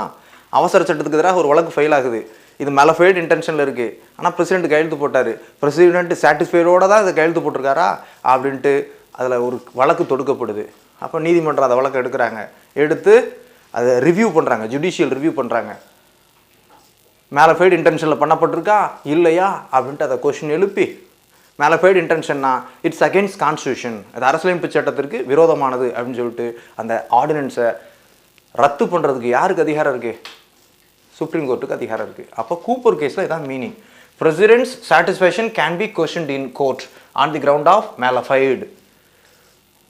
அந்த ஆளும் அரசாங்கம் ஒரு குறுகிய எண்ணத்துடன் இதை செய்கிறாங்க. அப்போ பிரசிடென்ட் சாட்டிஸ்ஃபேக்ஷனோட பண்ணாரா பண்ணலையான்றதை நாங்கள் கேள்வி எழுப்புவோம். பிரசிடென்ட் சாட்டிஸ்ஃபேக்ஷனோட பண்ணியிருக்காரு அப்படின்னா விட்டுருவோம். சாட்டிஸ்ஃபேக்ஷன் இல்லை, காரணம் இது மேலஃபைடு இன்டென்ஷன், அவர் சாட்டிஸ்ஃபை பண்ணாலுமே இது மேலஃபைடு இன்டென்ஷனோட சாட்டிஸ்ஃபை ஆயிருக்காரா அப்படின்னு நாங்கள் பார்க்குறோம். பார்த்து என்ன பண்ணுறோம், அதை சொல்கிறோம். அப்போ இட்ஸ் அண்டர் ஜுடிஷியல் ரிவ்யூ தான் அதனுடைய மீனிங். கூப்பர் கேஸில் ஆர்டினன்ஸ் மேக்கிங் பவர், ஆர்டினன்சஸ், அதை பிரசிடென்ட்டுடைய சாட்டிஸ்ஃபேக்ஷன் என்பது ஜுடிஷியல் ரிவ்யூக்கு உட்பட்டது அப்படின்ட்டு தீர்ப்பு சொல்லிடுறாங்க. அப்போ இது மாதிரி ஆர்டினன்ஸ் போடுறாங்க, பர்பஸ்ஃபுல்லாகவே போட்டாங்கன்னா அது செல்லாது அப்படின்ட்டு அறிவிக்கக்கூடிய அதிகாரம் உச்சநீதிமன்றத்துக்கு உண்டு, ஜுடிஷியல் ரிவ்யூக்கு உட்பட்டது அப்படின்ட்டு சொல்லிடுறாங்க. சரியா, ரைட், ஓகே. அப்போ சுப்ரீம் கோர்ட்டு கூப்பர் கேஸ் 1970 இப்படி சொன்ன உடனே பார்லிமெண்ட் என்ன ரியாக்ட் பண்ணுது அப்படின்னா, இந்திரா காந்தி அம்மையார் 1975 38th கான்ஸ்டியூஷன் அமெண்ட்மெண்ட் ஆக்ட் சொல்கிறாங்க, கொண்டு வந்துட்டு பிரசிடென்ட் சாட்டிஸ்ஃபேக்ஷன் இஸ் ஃபைனல், அவர் சாட்டிஸ்ஃபை ஆனால் போதும், இட்ஸ் பியாண்ட் ஜுடிஷியல் ரிவ்யூ, இது ஜுடிஷியல் ரிவ்யூக்கு உட்படாது அப்படின்னு சொல்லிட்டு கான்ஸ்டியூஷனை திருத்துறாங்க. அப்போ ஆர்டினன்ஸ் மேக்கிங் பவர் என்பது ஜுடிஷியல் ரிவ்யூக்கு அப்பாற்பட்டது, அதில் பிரசிடென்ட்டுடைய சாட்டிஸ்ஃபேக்ஷன் என்பது போதும், நீதிமன்றம் சாட்டிஸ்ஃபை ஆகணுன்ற அவசியம் இல்லை, பிரசிடென்ட்டுடைய சாட்டிஸ்ஃபேக்ஷனே போதுமானது, இட்ஸ் பியாண்ட் ஜுடிஷியல் ரிவ்யூ அப்படின்ட்டு மாற்றுறாங்க. பார்லிமெண்ட் வந்து உச்சநீதிமன்றத்தோட ஒரு மோதல் போக்கை கடைபிடிக்குது. காரணம், நிறைய அவசர சட்டங்களை போடுறாங்க இந்திரா காந்தி அம்மையார். அவசர சட்டங்கள் வந்து மக்களாட்சி நாட்டில் வந்து பொதுவாக இருக்காது. பார்லிமெண்ட்டுடைய 2 அவைகளும் ஒப்புதல் கொடுத்தா தான் அது மக்களாட்சி ஒப்புதல் கொடுத்தா அர்த்தம். குடியரசுத் தலைவர் ஒப்புதல் கொடுத்தா மட்டும், பிறப்பித்தால் மட்டுமே அது வந்து சட்டமாகாது இல்லையா, அது ஆர்டினன்ஸ், டெம்பரரி நேச்சர் தான். அப்போ இது மக்களாட்சிக்கு விரோதமான போக்கு தான். அப்போ உச்சநீதிமன்றம் கூப்பர் கேஸில் சொல்லுது, பிரசிடென்ட்டுடைய சாட்டிஸ்ஃபேக்ஷன் நாங்கள் கொஸ்டின் பண்ணுவோம், அது மேலஃபைடு இன்டென்ஷனில் இருக்குதா அப்படின்றத நாங்கள் கொஸ்டின் பண்ணுவோம் அப்படின்ட்டு சொல்கிறாங்க. சரியா, it's under judicial review, president's satisfaction can be questioned in court, it's under judicial review, நீதி புனராய்வுக்கு உட்பட்டது அப்படின்ட்டு கூப்பர் கேஸில் சொல்கிறாங்க. அதை மட்டும் ஞாபகம் வச்சுக்கேன், ஜுடிஷியல் ரிவ்யூக்கு உட்பட்டதா, ஆமாம் உட்பட்டது சொல்லக்கூடிய கேஸ் என்ன, கூப்பர் கேஸு. அதற்கு மறுப்பு தெரிவித்து பிரசிடென்ட்டுடைய சாட்டிஸ்ஃபேக்ஷன் தான் ஃபைனலு, இது ஜுடிஷியல் ரிவ்யூக்கெலாம் விட முடியாது, இதை நீதிமன்றம் கேள்வி எழுப்ப முடியாது, court can question, cannot question இந்த சாட்டிஸ்ஃபேக்ஷன் ஆஃப் பிரசிடென்ட் அப்படின்னு சொன்ன கான்ஸ்டியூஷனல் அமெண்ட்மெண்ட் ஆக்ட் என்னது, 38th அமெண்ட்மெண்ட் ஆக்ட். ஆனால் பின்னால் it got deleted under 44th constitutional amendment act 1978. பின்னால் மொரார்ஜி வராரு, அப்படிலாம் தப்பு, அப்போ ஜனநாயகத்துக்கே வழி இல்லாமல் போயிடும், நீதித்துவ மாண்பும் குறைஞ்சு போயிடும், அவசர சட்டம் தொடர்பாக குடியரசுத் தலைவருடைய satisfaction can be questioned in court அப்படின்ட்டு கடைசி ஃபைனலைஸ் பண்ணிட்டாங்க. எதில், இந்திராவுக்கு எதிராக 44வது சட்ட திருத்தம் மொரார்ஜி கொண்டு வந்து அதை மாற்றிட்டார். அப்போ திரும்பவும் அதே நிலை தான், கூப்பர் கேஸில் உள்ள நிலை தான் எதில் இருக்குது, 44th இருக்குது. இடையில என்ன கான்ஸ்டியூஷன் அமெண்ட்மெண்ட் ஆக்டில் மாற்றினாங்க? 38 கான்ஸ்டியூஷனல் அமெண்ட்மெண்ட் ஆக்டில் மாற்றினாங்க. அப்போ பாருங்கள், பாராளுமன்றத்தின் 2 அவைகளும் இல்லாத போது தான் இது ஏற்றப்படணும். இருக்கிறப்போ ஏற்றுனா அது வாய்டு, செல்லாது. அடுத்ததாக பிரசிடென்ட் சாட்டிஸ்ஃபை ஆகணும். பிரசிடென்ட் வந்து மேலஃபைடு இன்டென்ஷனில் சாட்டிஸ்ஃபை ஆயிருக்காரு அப்படின்னு நினச்சா அது நீதி புனராய்வுக்கு உட்பட்டது அப்படின்னு சொல்லிட்டு என்ன கேஸில் சொல்கிறாங்க? கூப்பர் கேஸில் சொல்கிறாங்க. அப்போ கூப்பர் கேஸில் தெளிவுபடுத்திட்டாங்க. இட்ஸ் அண்டர் ஜுடிஷியல் ரிவ்யூ, அவ்வளோதான் மீனிங். அவசர சட்டம், பிரசிடென்ட் ஏற்றும் அவசர சட்டம், அதில் அவர் ஒப்புதல் கொடுப்பது mala fide இன்டென்ஷனில் கொடுத்துருக்காருன்னா it would be void. That is, it's against constitution. இது அரசியலமைப்பு சட்டத்திற்கு எதிரானது. ஸோ அது வந்து செல்லாது அப்படின்னு சொல்ல நீதிமன்றத்துக்கு அதிகாரம் இருக்குது அப்படின்ட்டு என்ன கேஸில் சொல்கிறாங்க? கூப்பர் கேஸில். ஆனால் 38வது சட்ட திருத்தம் 1975 இந்திரா கொண்டு வந்த திருத்தம் என்னென்னா, இதை நீதிமன்றம்லாம் கேட்க முடியாது, பிரசிடென்ட் சாட்டிஸ்ஃபை ஆனாலே போதும், அவசர சட்டத்தை ப்ரொமல்கேட் பண்ணிடலாம் அப்படின்ட்டு அரசியலமைப்பு சட்டத்தையே திருத்துறாங்களா? அப்போ மோதல் போக்காயிருது. பின்னாளில் எமர்ஜென்சி வருது. எமர்ஜென்சி பின்னால் மொரார்ஜி வராரு. 44th கான்ஸ்டியூஷனல் அமெண்ட்மெண்ட் ஆக்டில் அவர் திரும்ப சொல்லிடுறாரு, அதை டெலிட் பண்ணிடுறாங்க அந்த ப்ரொவிஷனை. 38th கான்ஸ்டியூஷனல் அமெண்ட்மெண்ட் ஆக்டில் பியாண்ட் ஜுடிஷியல் ரிவ்யூ அப்படின்னு சொன்னாங்க, நீதி புனராய்வுக்கு அப்பாற்பட்டது அப்படின்னு சொன்னாங்க. அப்படிலாம் இல்லை, அதை ரத்து பண்ணிடுறோம், இது வந்து நீதி புனராய்வுக்கு உட்பட்டது தான், இட்ஸ் அண்டர் ஜுடிஷியல் ரிவ்யூ அப்படின்ட்டு திரும்பவும் மாற்றிட்டாங்க. இதில் 44th கான்ஸ்டியூஷனல் அமெண்ட்மெண்ட் ஆக்டில். அப்போ இருக்குது, இப்போ ஜுடிஷியல் ரிவ்யூக்கு உட்பட்டு தான் இருக்குது. அடுத்ததாக கண்டிஷன் நம்பர் 3, இந்த ஆர்டினன்ஸ் லேட் பிஃபோர் பார்லிமெண்ட். எப்போ? பார்லிமெண்ட் ரீஅசம்பிள் ஆகிறப்போ. வென் ரீஅசம்பிள்ஸ் அந்த ஆர்டினன்ஸை பார்லிமெண்ட் முன்னால் புட்டப் பண்ணணும். பார்லிமெண்ட்டு 6 வார காலத்திற்குள் அதற்கு ஒப்புதல் கொடுத்தால் அது சட்டமாக மாறும். ஒப்புதல் கொடுக்கவில்லை எனில் அது காலாவதியாக மாறும், லேப்ஸ் ஆயிரும். சரியா? ரைட்டு. டிஸ்அப்ரூவல் இன்கேஸ் 6 வார காலத்துக்கு முன்னாலே பார்லிமெண்ட்டில் லோக்சபாவுக்கோ ராஜ்யசபாவுக்கோ அது பிடிக்கலைன்னா அவங்க டிஸ்அப்ரூவல் ரெசல்யூஷனை பாஸ் பண்ணலாம்.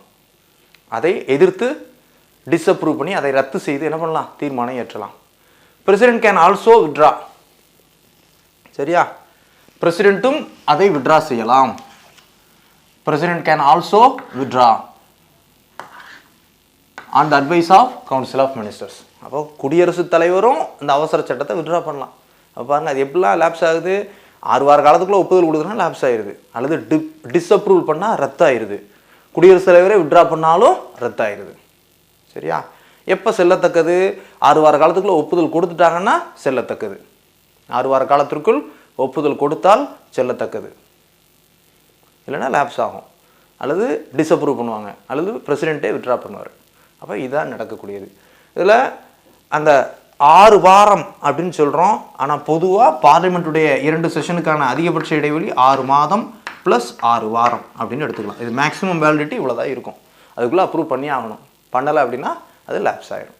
காரணம், பார்லிமெண்ட்டுடைய 2 செஷனுக்கான அதிகபட்ச கால இடைவெளி 6 மாதம். ஒரு பார்லிமெண்ட் செஷன் இன்றைக்கி முடியுது, நாளைக்கு அவசர சட்டத்தை போட்டுடுறாங்க. சரி, ஓகே. அடுத்த பார்லிமெண்ட் செஷன் எப்போ கூடணும்? அதிகபட்சம் மேக்ஸிமம் 6 மாத கேப்புக்குள்ளே கூடியாகணும். மேக்ஸிமம் 2 மாதத்தில் கூடிடுவாங்க. ஏதோ ஒரு காரணத்தால் கூட முடியலன்னாலும் 6 மாதத்தில் கூடிடுவாங்க. 6 மாதத்தில் கூடினாங்கன்னா ப்ளஸ் 6 வார காலத்துக்குள்ளே ஒப்புதல் கொடுக்கணும். அதான். அப்போ பிரசிடென்ட்டும் அதை வித்ட்ரா செய்யலாம். பொதுவாக பிரசிடென்ட் வந்து ஆர்டினன்ஸை ப்ரொமல்கேட் பண்ணுறாரு, பிறப்பிக்கிறாரு அல்லது வித்ட்ரா பண்ணுறாரு. ரெண்டுமே on the advice of council of ministers தான். அவர் வந்து எல்லாமே கவுன்சில் ஆஃப் மினிஸ்டர்ஸுடைய அட்வைஸ் பேஸ் பண்ணி தான் பண்ணுவார். தன் இஷ்டத்துக்கு பண்ண அவருக்கு அதிகாரம் இல்லை. அவசர சட்டத்தை பிரசிடென்ட் பிறப்பிக்கிறார் அப்படின்னு சொல்கிறோம். பிறப்பிக்கிறாருன்னா யாரோட அட்வைஸ் மூலம் பிறப்பிக்கிறாரு? கவுன்சில் ஆஃப் மினிஸ்டர்ஸுடைய அட்வைஸ் மூலமாக தான் பிறப்பிக்கிறாரு. இன்கேஸ் பிறப்பித்த 1 வாரத்திலே கவுன்சில் ஆஃப் மினிஸ்டர்ஸ் வந்து வேண்டாம், அதை வித்ட்ரா பண்ணுங்க அப்படின்ட்டு பரிந்துரைக்கிறாங்கன்னா வித்ட்ரா பண்ணிடுவார். அதை ஏற்கனவே பார்த்துட்டோம். பிரசிடென்ட் ஜஸ்ட் நாமினல் ஹெல்டு, பெயரளவு தலைவர் தான். பின்னால் இருந்து இயக்குறது யார்? Council of ministers. அப்போ promulgate or withdraw ordinances only on the advice of council of ministers. அவர் தன்னிச்சையாக பண்ண முடியாது, தன்னிச்சையாக பண்ண முடியாது. இதை தெளிவுபடுத்திக்கணும். பிரசிடென்ட் சட்டத்தை பிறப்பிக்கிறாரு, ஆனால் யாருடைய அட்வைஸின் பேரை பிறப்பிக்கிறாரு? அந்த advice of council of ministers. சட்டத்தை வித்ட்ரா பண்ணுறாரு, யாரோட அட்வைஸ் மேலே பண்ணுறாரு? அந்த advice of council of ministers. அமைச்சரவையுடைய அட்வைஸ் அடிப்படையில் தான் சட்டத்தை வித்ட்ரா பண்ணுறாரு, திரும்பவும் பெறுகிறார். சரி, அப்போ அந்த 4 கண்டிஷனும் சாட்டிஸ்ஃபை ஆனால் தான் அது வந்து ஆர்டினன்ஸ். என்னெல்லாம் பாருங்கள், ஒன்று லோக்சபாவும் ராஜ்யசபாவும் இல்லாத பீரியடில், அல்லது 2 அவைகளில் 2ல் ஏதாவது ஒன்று இல்லாத பீரியடில் தான் அந்த சட்டம் பாஸ் ஆகணும். 2 அவைகளும் இருக்கக்கூடிய காலகட்டத்தில் பாஸ் ஆச்சு அப்படின்னா, ஆர்டினன்ஸை பிறப்பிச்சார் அப்படின்னா அட்ஸ் வந்து வாய்டு தான், இட்ஸ் வாய்டு தான், செல்லாது தான். 2வது, president has to be satisfied. President satisfaction இல்லாமல் அதை பண்ணக்கூடாது. சாட்டிஸ்ஃபைடு வந்து மேலஃபைடு இன்டென்ஷனாக இருக்கக்கூடாது. மேலஃபைடு இன்டென்ஷனா அப்படின்ட்டு கேள்வி எழுப்பக்கூடிய அதிகாரம், சாட்டிஸ்ஃபேக்ஷனை கொஸ்டின் எழுப்பக்கூடிய அதிகாரம் நீதிமன்றத்துக்கு இருக்குது. இதனுடைய பொருள், நீதிமன்றம் அவசர சட்டத்தை நீதி புனராய்விற்கு, தட் இஸ் ஜுடிஷியல் ரிவ்யூவுக்கு உட்படுத்த முடியும். ஒரு சட்டம் அரசியலமைப்பு சட்டத்திற்கு உட்பட்டதா இல்லையா என்று நீதிமன்றம் கேள்வி எழுப்பும் அதிகாரம் தான் ஜுடிஷியல் ரிவ்யூ. அப்போ நீதிமன்றம் கேள்வி எழுப்புது, சட்டத்துக்கு உட்பட்டு தான் இருக்கா, நல்ல நோக்கத்தோடு தான் அக்செப்ட் பண்ணியிருக்காரா, சாட்டிஸ்ஃபை ஆயிருக்காரா, அல்லது மேலஃபைடு இன்டென்ஷனா அப்படின்னு நீதிமன்றம் பார்க்குறதுக்கு அதிகாரம் இருக்குது அப்படின்னு சொன்ன கேஸ் என்ன கேஸு? Cooper case. கூப்பர் கேஸில் சொல்லிட்டாங்க, அதன் அடிப்படையில் இது ஜுடிஷியல் ரிவ்யூக்கு உட்பட்டது அப்படின்னு சொல்லிட்டாங்க. ஆனால் பார்லிமெண்ட் பார்க்குது, அது என்ன பார்த்துட்டு 38வது சட்டத்தில் பார்லிமெண்ட்டுக்காக தான் அது சொல்கிறாங்க, உச்சநீதிமன்றமே சொல்லியிருக்காங்க. ஆனால் பார்லிமெண்ட்டே தன்னுடைய கட்டுப்பாட்டில் வச்சுருந்த இந்திரா காந்தி அம்மா 1975 30th கான்ஸ்டியூஷனல் அமெண்ட்மெண்ட் ஆக்ட் கொண்டு வந்துட்டு இட்ஸ் பியாண்ட் ஜுடிஷியல் ரிவ்யூ. ஆர்டினன்ஸில் குடியரசுத் தலைவர் சாட்டிஸ்ஃபை ஆனால் போதும், நீதிமன்றத்துக்கு பதில் சொல்ல வேண்டிய அவசியம் இல்லை. இட்ஸ் பியாண்ட் ஜுடிஷியல் ரிவ்யூ, இது நீதி புனராய்விற்கு அப்பாற்பட்டது, நீதிமன்றம் இதில் கேள்வி எழுப்ப முடியாது அப்படின்னு சொல்லிட்டு அதை கரெக்ஷன் பண்ணுறாங்க. ஆனால் திரும்பவும் மொரார்ஜி வராரு, 44th கான்ஸ்டியூஷனல் அமெண்ட்மெண்ட் ஆக்ட் என்ன சொல்லிடுறாங்க, நீதிமன்றம் நிச்சயமாக கேள்வி எழுப்பலாம். 38வது சட்டத்தில் கொண்டு வந்த அம்சங்களை இவங்க டெலீட் பண்ணிட்டாங்க. அப்போ கூப்பர் கேஸில் உள்ள நிலையே தொடருது, இட்ஸ் அண்டர் ஜுடிஷியல் ரிவ்யூ, இது நீதி புனராய்விற்கு உட்பட்டது தான் அப்படின்னு சொல்லிட்டாங்க.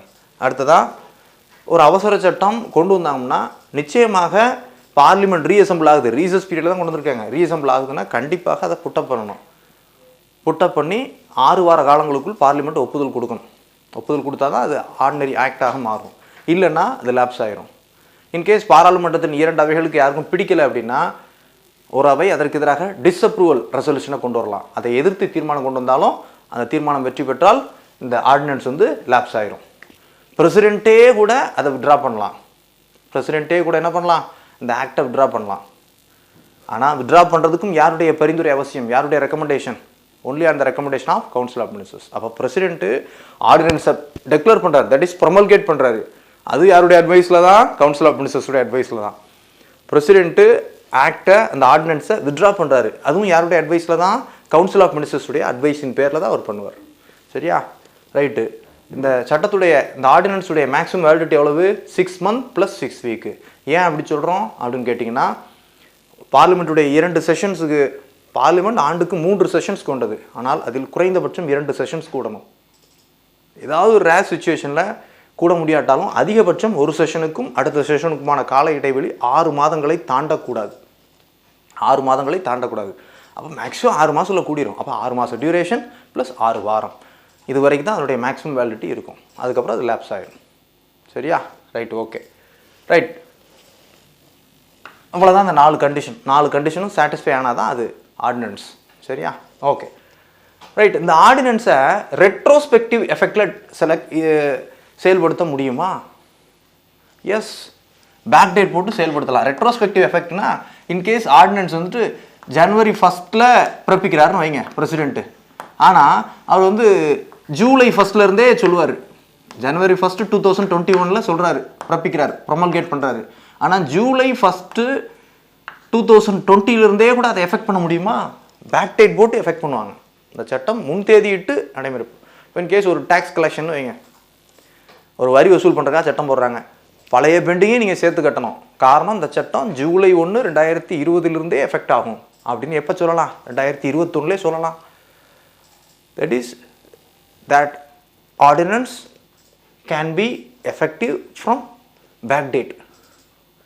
அதான் ரெட்ரோஸ்பெக்டிவ் எஃபெக்ட்னு சொல்லுவோம். பழைய தேதியிட்டு, முன் தேதியிட்டு அந்த சட்டம் முன் தேதியிலிருந்து அமலாகும் அப்படின்னு சொல்லுவாங்க. இந்த சட்டம் முன் தேதியிலிருந்து அமலாகும் அப்படின்னு சொல்லுவாங்க. சாதாரண சட்டங்களுக்கு அப்படி சொல்லலாம், முன் தேதியிட்டு அமல்படுத்தலாம்.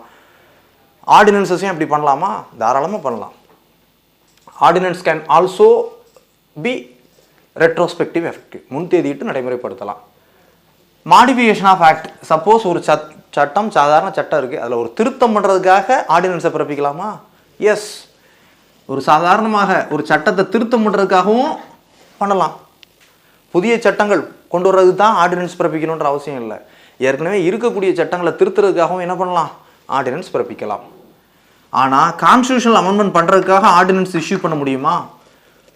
கான்ஸ்டியூஷனல் அமெண்ட்மெண்ட் பண்ணுறதுக்காக, அரசியலமைப்பே திருத்துறதுக்காக ஒரு அவசர சட்டத்தை ரிலீஸ் பண்ண முடியுமா அப்படின்னா நோ, முடியாது. காரணம், அரசியலமைப்பு திருத்தும் நடைமுறை தனி. சாதாரண சட்ட நடைமுறை வேணால் ஆர்டினன்ஸுக்கு எடுத்துக்கலாம். ஆனால் அரசியலமைப்பே திருத்துறதுக்காக அரசியலமைப்பை திருத்த வேண்டியிருக்கு. ஆனால் பார்லிமெண்ட் செஷனில் இல்லை, பிரசிடென்ட் வந்து கான்ஸ்டியூஷனல் அமெண்ட்மெண்ட்டுக்கு ஒரு ஆர்டினன்ஸை பிறப்பிக்க முடியுமா அப்படின்னா முடியாது. சரியா? அந்த மாதிரி செயல்பாடுகள் கான்ஸ்டியூஷனே திருத்துறதுக்கு ஆர்டினன்ஸ் பிறப்பிக்க முடியாது. ரைட்டு, அவ்வளோதான். அதில் ஞாபகம் வச்சுக்க வேண்டிய விஷயங்கள் அவ்வளோதான்.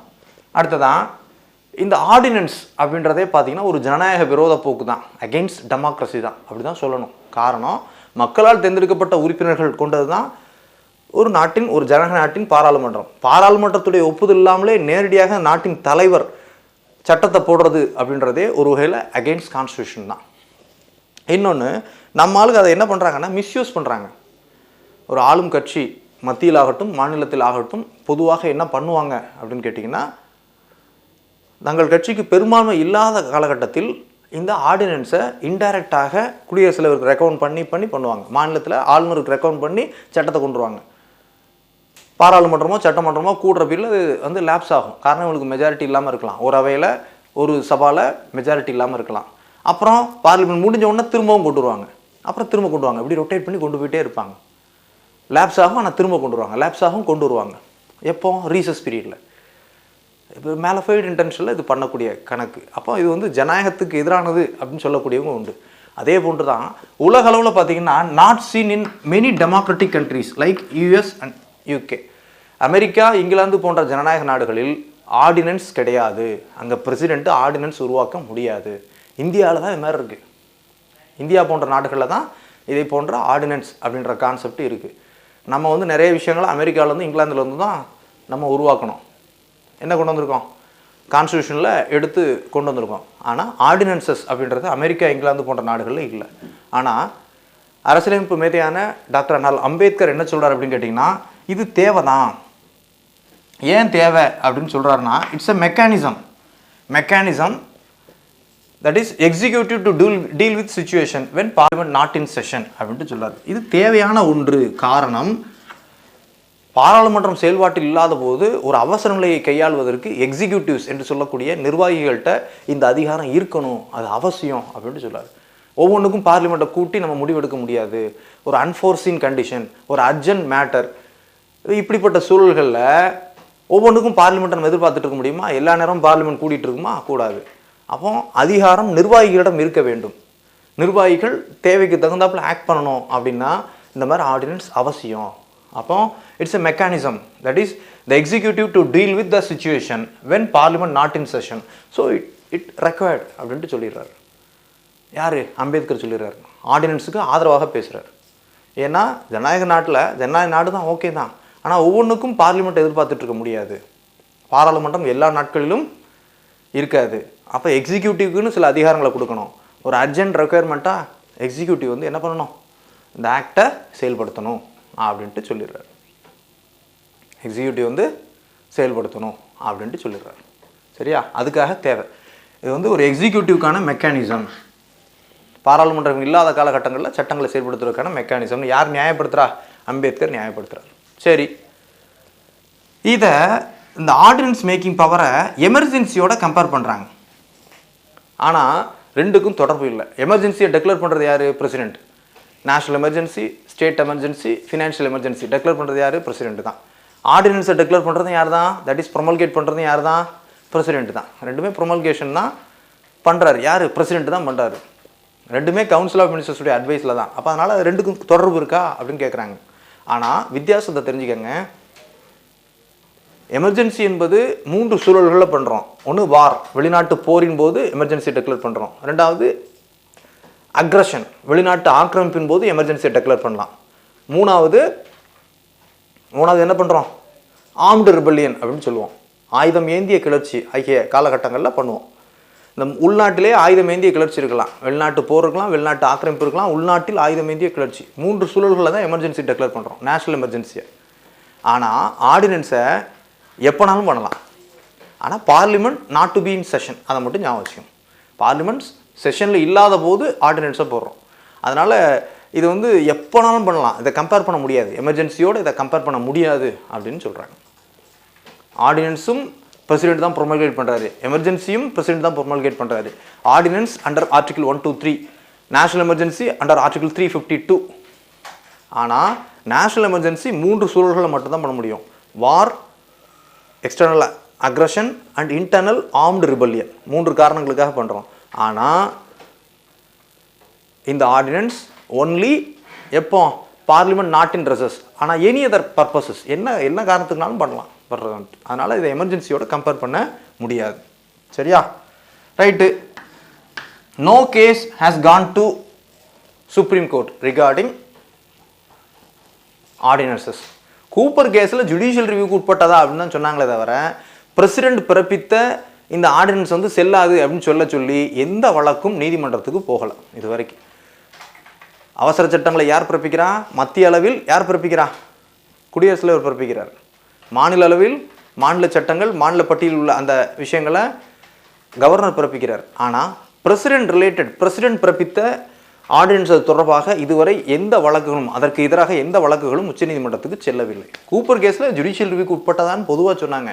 ஆனால் பிரசிடென்ட் பிறப்பித்த, இந்திய குடியரசுத் தலைவர் பிறப்பித்த, ப்ரொமல்கேட் செய்த ஆர்டினன்ஸஸ்க்கு எதிராக இதுவரை எந்த வழக்கும் உச்சநீதிமன்றத்தில் ஃபைல் ஆகலை. சரியா? ஆனால் மாநில அளவில் மாநில ஆளுநர் பிறப்பித்த அந்த ஆர்டினன்சஸ், அதற்கு எதிராக நிறைய வழக்குகள் ஃபைல் ஆகிருக்கு. இதில் ஒரு வழக்கு, நிறைய வழக்கு இல்லை, ஒரு வழக்கு. அது என்ன வழக்கு அப்படின்னா DC Wadhwa case. DC Wadhwa case 1987. அவ்வளோதான். கூப்பர் கேஸு ஜுடிஷியல் ரிவ்யூக்கு உட்பட்டதுன்னு சொல்லிச்சு, அவ்வளோதான், ஞாபகம் வச்சுக்கலாம். வாத்வா கேஸ் என்ன அப்படின்னு கேட்டிங்கன்னா பீகார் கவர்னர் வந்து பார்த்தீங்கன்னா ஒரு 87 பீரியடில் கிட்டத்தட்ட ஒரு 14 இயர்ஸ், ஒரு 73லேருந்து 87 வரைக்கும் கிட்டத்தட்ட ஒரு 14-15 ஆண்டு காலம் பீகாரில் என்ன நடந்திருக்கு அப்படின்னா 256 ஆர்டினன்சஸ் பிறப்பிக்கப்பட்டிருக்கு. 256 அவசர சட்டங்களை பீகார் ஆளுநர் பிறப்பித்திருக்கிறார். பொருள் என்னென்னா, ஒரு அவசர சட்டத்தை கொண்டு வருவாங்க, சட்டமன்றம் கூடும், ஆனால் லேப்ஸ் ஆயிரும். அப்புறம் திரும்ப சட்டமன்றம் ரீசஸ் பீரியடில் திரும்ப கொண்டு வருவாங்க, திரும்ப லேப்ஸ் ஆகும், திரும்ப கொண்டு வருவாங்க. சேம் டெக்ஸ்ட் காப்பி தான், அதை மாடிஃபிகேஷன் கூட பண்ணலை. திரும்ப என்ன பண்ணியிருக்காங்க, அதை கொண்டு வந்திருக்காங்க. காரணம் அவங்களுக்கு சட்டமன்றத்தில் மெஜாரிட்டி இல்லை. ஆளுநரை கைக்குள்ளே போட்டு என்ன பண்ணியிருக்காங்க, அப்படி சொல்லக்கூடாது. அதனுடைய பொருள் என்னென்னா, ஆளுநர்கிட்ட கவுன்சில் ஆஃப் மினிஸ்டர்ஸ் ரெக்கமெண்ட் பண்ணி கையெழுத்து வாங்கி அவசர சட்டமாக போட்டு ஓட்டிகிட்டு இருந்திருக்காங்க. சட்டமன்றத்துடைய ஒப்புதல் இல்லாமலே. எந்த மாநிலத்தில்? பீகாரில். அப்போ எத்தனை ஆர்டினன்சஸ்? மொத்தம் 256 ஆர்டினன்சஸ், கிட்டத்தட்ட ஒரு 14 ஆண்டுகள் 256 ஆர்டினன்சஸ் வந்து இப்படி போட்டிருக்காங்க. சேம் டெக்ஸ்ட் காப்பியை அப்படியே மாற்றி சட்டமன்றம் கூடும், என்ன ஆயிரும், லேப்ஸ் ஆயிரும். சட்டமன்ற கூட்டத்தொடர் முடிஞ்ச உடனே திரும்ப பிறப்பிப்பாங்க. ஆர்டினன்ஸை கவர்னர்கிட்ட கேட்டு ப்ரொமல்கேட் பண்ணுறாங்க, திரும்ப அது லேப்ஸ் ஆகும், திரும்ப ப்ரொமல்கேட் பண்ணுறாங்க. அப்போ சட்டமன்றம் இல்லாத காலகட்டங்களில் கவர்னர்கிட்ட புட்டப் பண்ணி இந்த ஆர்டினன்ஸை ப்ரொமல்கேட் பண்ணிகிட்டே இருந்திருக்காங்க. அப்போ இது மேலஃபைடு இன்டென்ஷன் அப்படின்ட்டு உச்சநீதிமன்றம் என்ன சொல்லுது? This all ordinances R against constitution, அரசியலமைப்பு சட்டத்திற்கு விரோதமானது அப்படின்னு சொல்லிட்டு உச்சநீதிமன்றம் தீர்ப்பு சொன்ன வழக்கு டிசி வாத்வா வழக்கு. DC Wadhwa case 1987. இது பிரசிடென்ட் பிறப்பித்த ஆர்டினன்ஸுக்கு எதிராக அல்ல, பீகார் கவர்னர் பிறப்பித்த ஆர்டினன்ஸுக்கு எதிராக. பீகார் மாநிலத்தில் அந்த மேலஃபைடு இன்டென்ஷனோடு பிறப்பிக்கப்பட்ட 256 ஆர்டினன்சஸ் அப்படின்னு சொல்லிட்டு யார் சொல்லிட்டா? சுப்ரீம் கோர்ட் சொல்லிருச்சு. It's against constitution. காரணம், சேம் டெக்ஸ்ட் காப்பியை ரிப்பீட் பண்ணியிருக்காங்க. சட்டமன்றத்துடைய ஒப்புதலே வாங்கவே இல்லை. சட்டமன்றம் கூடி முடிச்ச உடனே திரும்பவும் கவர்னர்கிட்ட அது லேப்ஸ் ஆகிருக்கும் ஏற்கனவே, அப்புறம் திரும்பவும் கொண்டு வந்து அதை இம்ப்ளிமெண்ட் பண்ணியிருக்காங்க. ஸோ இட்ஸ் அகெயின்ஸ்ட் கான்ஸ்டியூஷன் அப்படின்னு சொன்ன வழக்கு டிசி வாத்வா வழக்கு. DC Wadhwa case 1987. இதில் இன்னொரு வார்த்தையும் உச்சநீதிமன்றம் சொல்லுது. சுப்ரீம் கோர்ட் என்ன சொல்கிறாங்க அப்படின்னு கேட்டிங்கன்னா, all the ordinances are void because it's are against constitution. They are against constitution அப்படின்னு சொல்லிட்டாங்க. இன்னொன்று, ஆர்டினன்ஸ் காண்ட் சப்ஸ்டியூட் லா. சட்டத்தை தான் நடைமுறைப்படுத்தணும், நீங்கள் ஆர்டினன்ஸை சட்டத்துக்கு பதிலாக கொண்டு வந்து செயல்படுத்துறதுன்றது தப்பு அப்படின்னு சொன்னாங்க. Ordinance cannot substitute law. அதற்கு மாற்றாக என்றையுமே கருத முடியாது. ஆர்டினன்ஸ் வந்து தற்காலிகம் தான். அதை லாவாக மாற்றணும். எப்படி மாற்றணும்? லெஜிஸ்லேச்சர்கிட்ட பெர்மிஷன் வாங்கிட்டு மாற்றணும். அப்படி இல்லாமல் இப்படி கொண்டு வர்றது அது வந்து தவறானது அப்படின்ட்டு உச்சநீதிமன்றம் சொல்கிறாங்க. ஆர்டினன்ஸ் கேனாட் சப்ஸ்டிடியூட் லா. இதுதான் வித்தியாசம். ஆர்டினன்ஸ் டெம்பரரி நேச்சர் தான், அவசரத்துக்கு தான் பண்ணணும், அதை பர்பஸ்ஃபுல்லாக யூட்டிலைஸ் பண்ணக்கூடாது. அதுவும் சேம் டெக்ஸ்ட் காப்பியை யூட்டிலைஸ் பண்ணியிருக்காங்க. எந்த மாநிலத்தில்? பீகாரில். இது என்ன வழக்கு? டிசி வாத்வா கேஸ் அப்படின்னு சொல்கிறோம். அப்போ இவ்வளோதான் நம்ம தெரிஞ்சிக்க வேண்டிய விஷயங்கள். சரியா? Right, okay. So article 123 ordinance making power, நியாயப்படுத்துறது அம்பேத்கர். என்ன வழக்கில் சொல்கிறாங்க? டிசி வாத்வா வழக்கில். இது வந்து வயலேஷன் ஆஃப் கான்ஸ்டியூஷன் சொன்ன வழக்கு. பிரசிடென்ட்டுடைய ஆர்டினன்ஸ் மேக்கிங் பவருக்கு எதிராக சொல்லலை, பீகார் கவர்னருடைய ஆர்டினன்ஸஸ்க்கு எதிராக சொல்கிறாரு. சரியா? உச்சநீதிமன்றத்தில் பிரசிடென்ட்டுடைய ஆர்டினன்ஸ்க்கு எதிராக இது வரைக்கும் எந்த வழக்கும் போகலை. எமர்ஜென்சி, வார், ஆர்ம்டு ரிபல்லியன், இன்டர்னல் அக்ரஷன் பீரியடில் தான் பண்ணுறோம். ஆனால் ஆர்டினன்ஸஸ் எந்த காலத்துலையும் பண்ணலாம். பண்ணுறது ரெண்டுமே பிரசிடென்ட் தான். அம்பேத்கர் எக்ஸிக்யூட்டிவ் வந்து சில நேரங்களில் பார்லிமெண்ட் இல்லாத பீரியடில் எக்ஸிக்யூட்டிவ்க்கு சட்டம் ஏற்றக்கூடிய அதிகாரம் தேவை அப்படின்ட்டு அவசியத்தை சொல்கிறவர் அம்பேத்கர். உலகின் பிற முக்கிய ஜனநாயக நாடுகளில் இந்த ஆர்டினன்ஸ் இருக்கா அப்படின்னா ஆர்டினன்ஸ் கான்செப்ட் இல்லை, இந்தியாவில் தான் இருக்குது. கான்ஸ்டியூஷனை திருத்த முடியுமா ஆர்டினன்ஸ் போட்டு அப்படின்னு பார்த்தீங்கன்னா கான்ஸ்டியூஷனை திருத்தலாம் முடியாது. சரியா? கான்ஸ்டியூஷனுக்கு சட்டமாக தான் கொண்டு வரணும், ஆர்டினன்ஸ் போட்டு திருத்த முடியாது. முதல்ல கீழ்மட்டத்திலேருந்து தான் வரணும். பிற சட்டங்களை திருத்துவதற்காக ஆர்டினன்ஸ் கொண்டு வர முடியுமா? புதுசாக ஒரு சட்டம் கொண்டு வரதுக்காக ஆர்டினன்ஸ் கொண்டு வரலாம். பிற சட்டங்களை திருத்துறதுக்காக கொண்டு வரலாமான்னா எஸ், கொண்டு வரலாம். பேக்டேட் போட்டு எஃபெக்ட் பண்ணலாமா? தாராளமாக எஃபெக்ட் பண்ணலாம். பிரசிடென்ட்டு ஒரு ஆர்டினன்ஸை ப்ரொமல்கேட் பண்ணுறதுக்கோ விட்ரா பண்ணுறதுக்கோ யாருடைய அட்வைஸ் அவசியம்? கவுன்சில் ஆஃப் மினிஸ்டர்ஸுடைய அட்வைஸ் அவசியம். பார்லிமெண்ட்டில் ரீஅசம்பிள் ஆனதுக்கப்புறம் எவ்வளோ காலத்துக்குள்ளே அப்ரூவல் வாங்கணும்? 6 வார காலத்துக்குள்ளே. சரியா? 6 வார காலத்துக்குள்ளே வாங்குறேன்னா அது லேப்ஸ் ஆயிரும். டிஸ்அப்ரூவ் பண்ணால் அதுக்கான ரெசல்யூஷன் பாஸ் பண்ணணும் பார்லிமெண்ட். மேக்ஸிமம் வேலிடிட்டி பீரியட் எவ்வளோவா இருக்கலாம் அப்படின்னு பார்த்தீங்கன்னா 6 மாதம் ப்ளஸ் 6 வாரம். காரணம் பார்லிமெண்ட்டுடைய 2 செஷனுக்கு இடையிலான அதிகபட்ச கால இடைவெளி 6 மாதம். அப்போ இப்போ ஆர்டினன்ஸ் மேக்கிங் பவர் வந்து ஜுடிஷியல் ரிவ்யூக்கு உட்பட்டதா? ஆமாம், உட்பட்டது தான். கூப்பர் கேஸில் உட்பட்டதுன்னு சொல்கிறாங்க. 38th கான்ஸ்டியூஷன் அமெண்ட்மெண்ட் ஆக்டில் இல்லை அப்படின்னு சொன்னாங்க. ஆனால் அதை ரத்து பண்ணிடுறாங்க எப்போ? 44th கான்ஸ்டியூஷன் அமெண்ட்மெண்ட் ஆக்டில். அப்போ இது ஜுடிஷியல் ரிவ்யூக்கு உட்பட்டது தான். அதான் இந்த டிசி வாத்வா கேஸ்லேயே பார்க்குறோம். அப்போ ஜுடிஷியல் ரிவ்யூக்கு உட்பட்டது தான் அப்படின்ட்டு அர்த்தம். சரி, பிரசிடென்ட்டு சாட்டிஸ்ஃபேக்ஷன் ஆயிருக்கணும். ஒரு ஆர்டினன்ஸை பிறப்பிக்கிறதுக்கு முன்னால் சாட்டிஸ்ஃபேக்ஷன் ஆயிருக்கணும். எப்போ பிறப்பிக்கலாம்? ரீசஸ் பீரியடில் மட்டும்தான் பிறப்பிக்க முடியும். 2 அவைகளும் இல்லாத காலத்திலோ அல்லது 2இல் ஒரு அவை இல்லாத காலத்திலோ மட்டும்தான் பிறப்பிக்க முடியும். ஏன் பிறப்பிக்கிறோம்? ஒரு அவசர தேவை, ஒரு அர்ஜென்ட் ரெக்குயர்மெண்ட், எதிர்பாராத விவகாரங்களுக்காக பண்ணுறோம். So ordinance making power it's a temporary one. சரியா? ஆனால் எஃபெக்ட் வந்து சாதாரண சட்டம் போல் எஃபெக்ட் தான். எப்போ ஏற்றுறோம்? ரீசஸ் பீரியடில் ஏற்றுறோம். ப்ரொமல்கேஷன் யார் பண்ணுறா? பிரசிடென்ட்டு பண்ணுறாரு. மாநில அளவில் கவர்னர் பண்ணுறாரு. ஆர்டிக்கிள் என்ன? ஆர்டிக்கிள் 123. சரியா? புரியுதா? Okay, thank you. Suresh IAS academy, வெற்றியின் முகவரி.